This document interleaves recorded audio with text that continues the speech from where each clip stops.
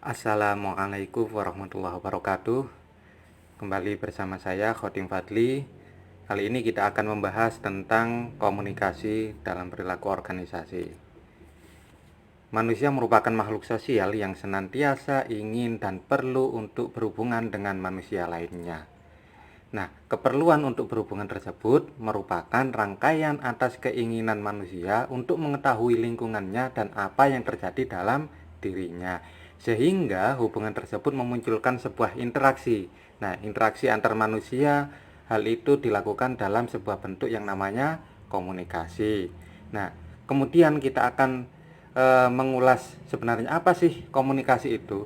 Di sini saya menyampaikan berdasarkan beberapa ahli terkait apa itu komunikasi. Yang pertama, menurut Hovland, bahwa komunikasi adalah proses individu mengirim stimulus yang biasanya dalam bentuk verbal untuk mengubah tingkah laku orang lain.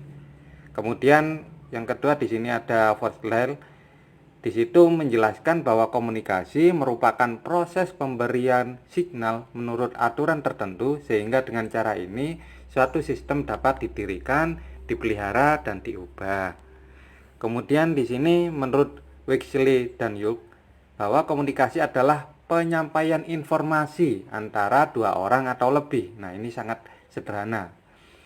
Kemudian yang keempat adalah menurut Gibson, bahwa komunikasi adalah proses dalam bentuk gagasan atau informasi dari seseorang kepada orang lain.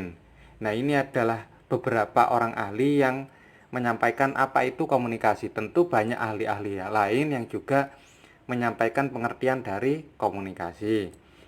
Nah, komunikasi dari beberapa definisi di atas, kita dapat mengambil sebuah pemahaman bahwa proses tersebut adalah dalam bentuk gagasan atau informasi dari seseorang kepada orang lain. Nah, pemindahan pengertian tersebut tidak sekedar kata yang digunakan percakapan, tapi juga ekspresi wajah, intonasi, serta gerakan.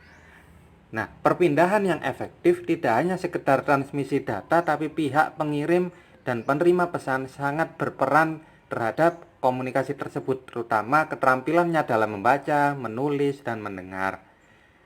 Oke, teman-teman, kita tahu bahwa walau komunikasi saat ini atau adanya kemajuan teknologi dalam komunikasi saat ini antar orang perorangan maupun dalam organisasi, tentu kita masih tetap memerlukan komunikasi secara langsung. Kenapa seperti itu? Komunikasi antar orang tidak tergantung dari teknologi, tapi dari kekuatan dalam diri orang dan dalam lingkungannya. Karena komunikasi merupakan proses di dalam orang tersebut, maka komunikasi dapat diartikan sebagai proses pertukaran informasi antara dua orang atau lebih, biasanya ditujukan untuk memotivasi atau mempengaruhi perilaku manusia. Dan komunikasi yang efektif adalah hasil dari pemahaman bersama antara pemberi pesan atau pengirim dengan penerima pesan. Selanjutnya kita akan membahas tentang komunikasi itu dibagi menjadi dua, yakni komunikasi verbal dan komunikasi nonverbal. Nah, komunikasi verbal merupakan komunikasi dengan menggunakan simbol-simbol verbal atau bahasa. Komunikasi ini terbagi menjadi dua, yakni oral communication dan written communication.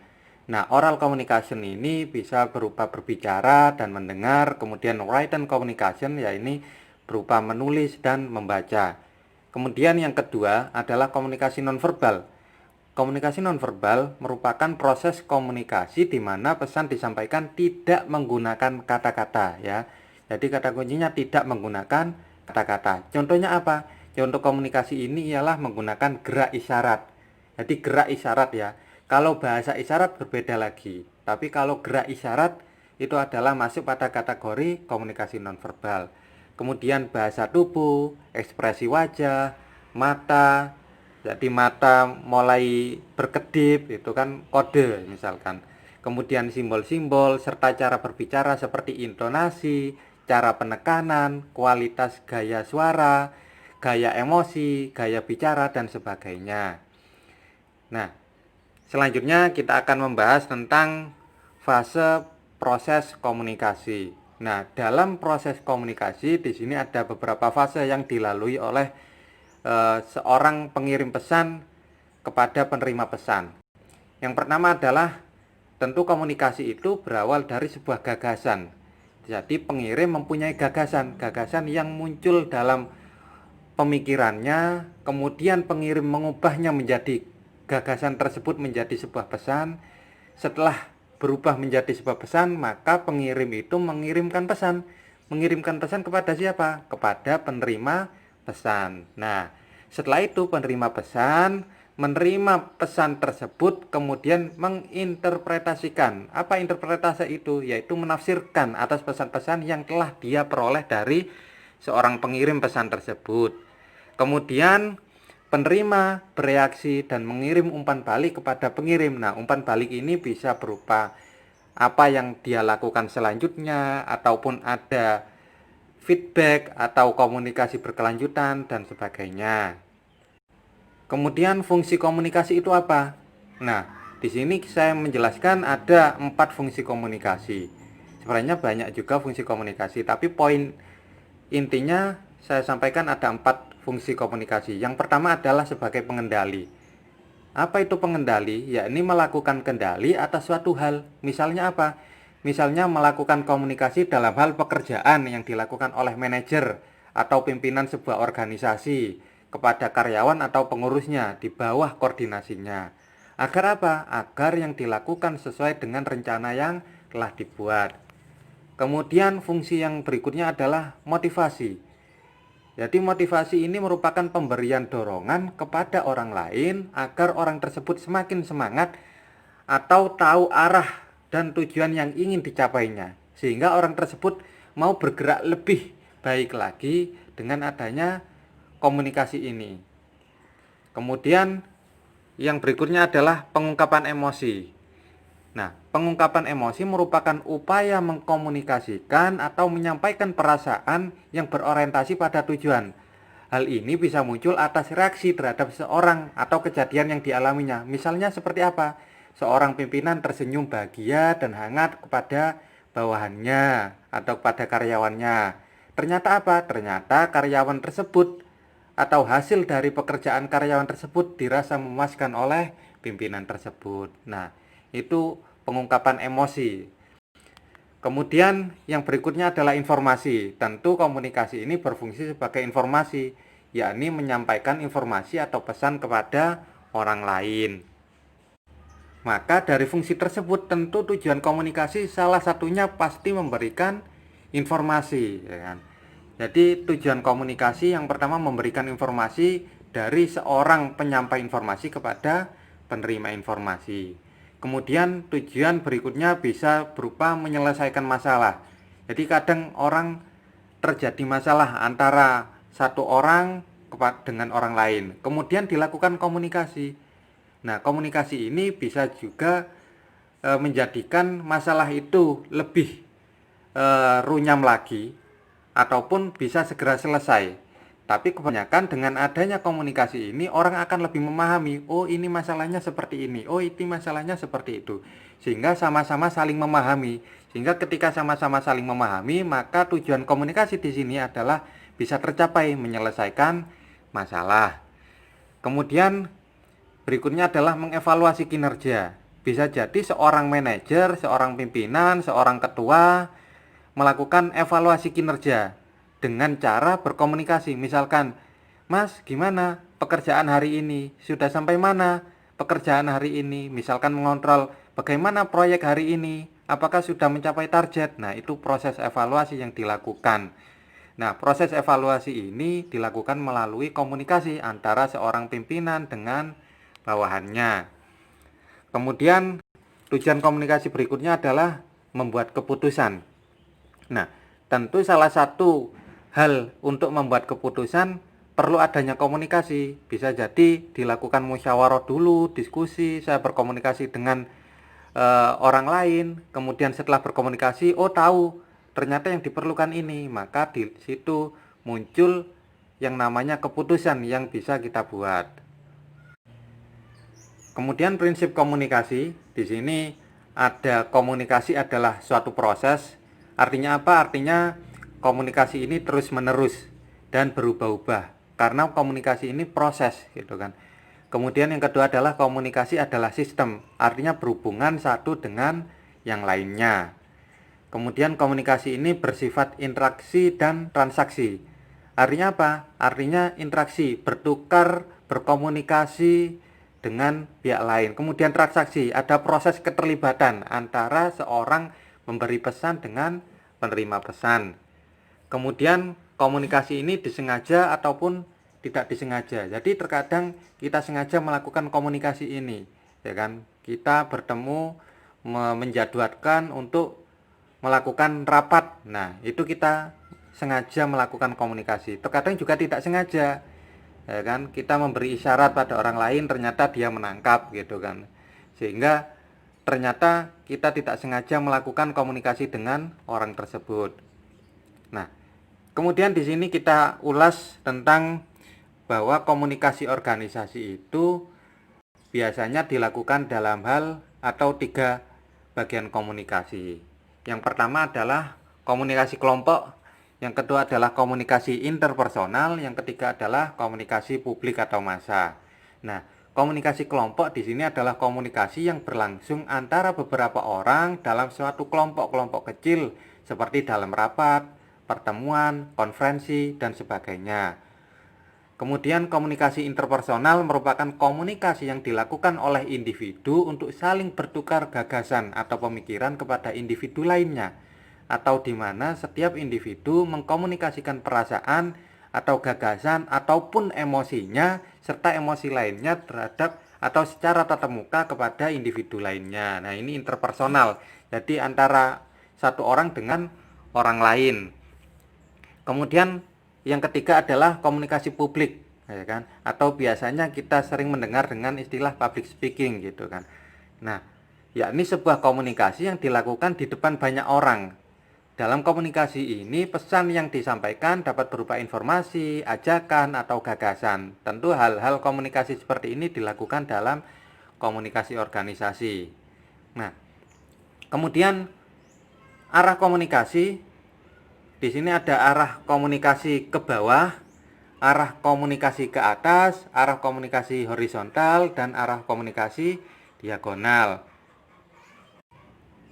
Jadi menurut Gibson, bahwa arah komunikasi ke bawah ini terjadi jika pimpinan atau penyelia mengirimkan pesan kepada satu orang bawahan atau lebih.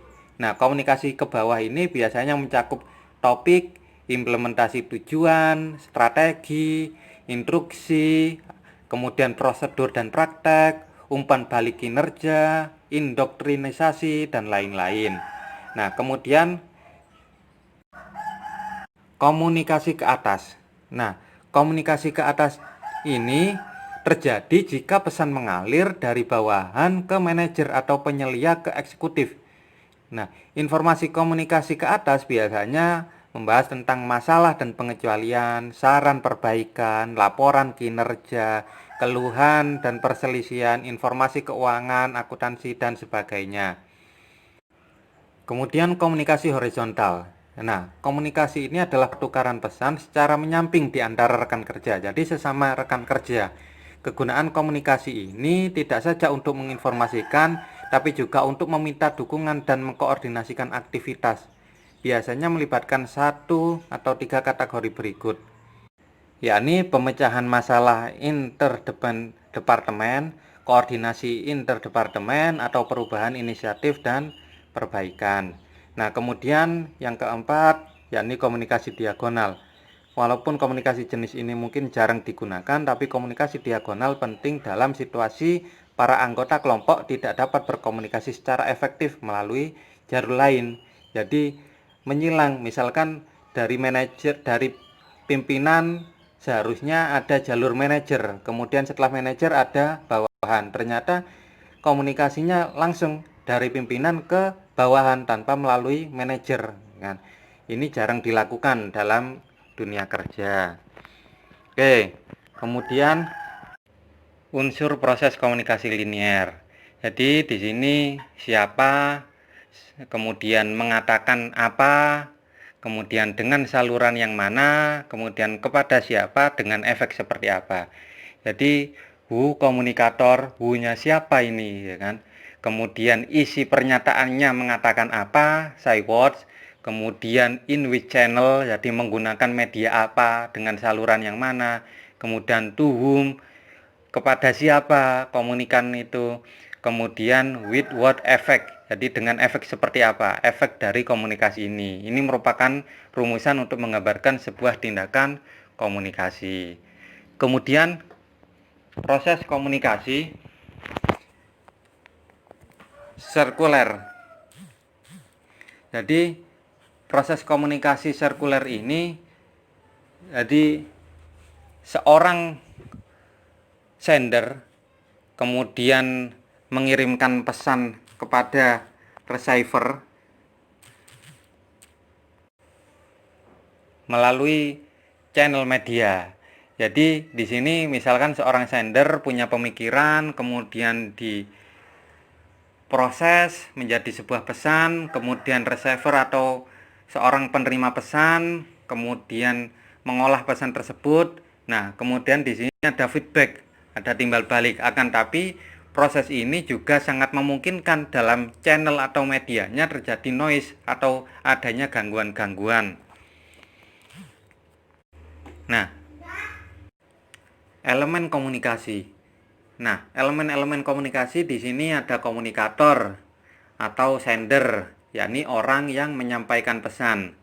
Kemudian pesan, yakni ide atau informasi yang disampaikan. Kemudian media, yakni sarana komunikasinya. Kemudian komunikan atau receiver, yakni audiens atau pihak yang menerima pesan. Kemudian ada umpan balik atau feedback, yakni respon dari komunikan terhadap pesan yang telah diterimanya.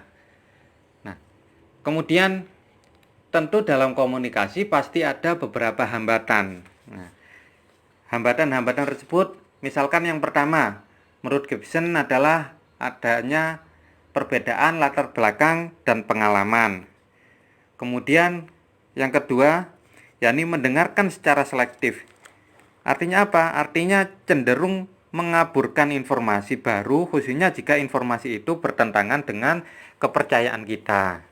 Kemudian yang ketiga adalah pertimbangan nilai, menyangkut pemberian nilai menyeluruh kepada sebuah pesan sebelum menerima seluruh komunikasi.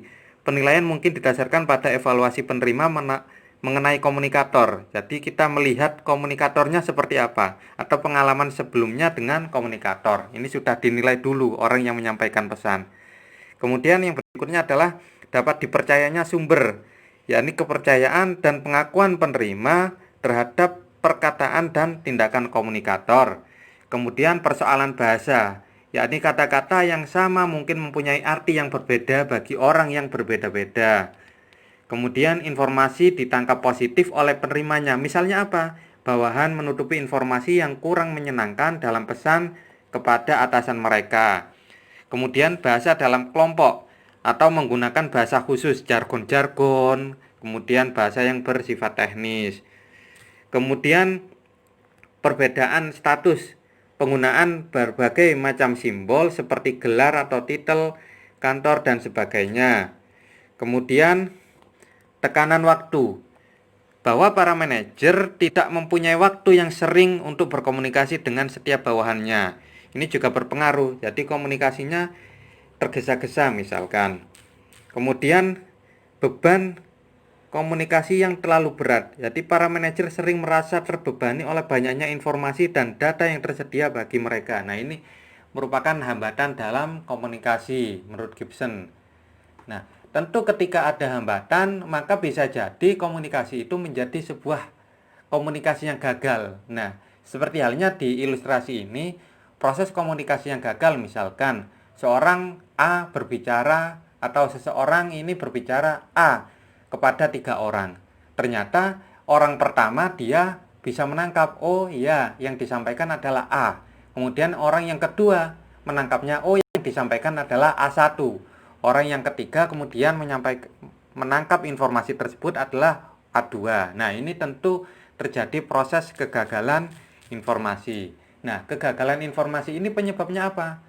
Ini menurut Tohardi, proses gagalnya komunikasi atau gagalnya sebuah komunikasi bisa jadi disebabkan oleh komunikator, orang yang menyampaikan pesan. Oh, ini yang menyampaikan pesan ternyata tidak jelas. Oh, suaranya kurang kencang sehingga yang menerima pesan tidak dengar. Kemudian yang kedua bisa jadi pesannya mungkin terlalu banyak atau pesannya mungkin tidak bisa diterima. Kemudian yang ketiga adalah komunikan atau penerima pesan. Bisa jadi penerima pesan mengalami gangguan atau posisinya dia sedang tidak berkonsentrasi dengan apa yang disampaikan oleh komunikator. Kemudian gagalnya komunikasi juga bisa disebabkan oleh lingkungan. Lingkungan misalkan ramai, lingkungannya sedang tidak mendukung sehingga terjadinya gagal komunikasi. Kemudian metode atau cara. Bisa jadi metode yang digunakan dalam berkomunikasi itu tidak sesuai dengan antara komunikator dengan komunikan. Nah, itu terkait komunikasi. Mungkin sedikit ini bisa bermanfaat. Jadi, pembahasan kita kali ini tentang pengantar komunikasi dalam perilaku organisasi. Pada pembahasan selanjutnya kita akan membahas lebih lanjut tentang hambatan maupun cara komunikasi agar lebih efektif. Mudah-mudahan bermanfaat. Sampai bertemu lagi dengan saya, Khotim Fadli. Wassalamualaikum warahmatullahi wabarakatuh.